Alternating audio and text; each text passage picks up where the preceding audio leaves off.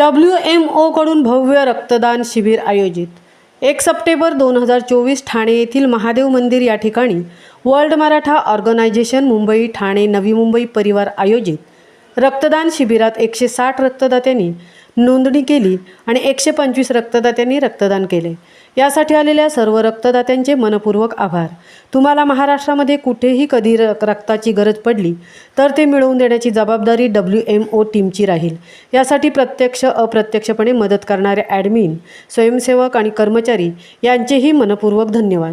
कैलासवासी मराठा प्रवीण पिसाळ सर यांनी world Maratha organisation WMO संघटनेची स्थापना केली आहे।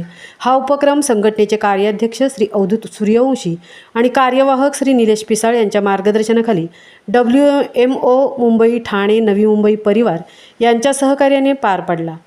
महामुंबईसह नवनाथ पवार, मुंबई।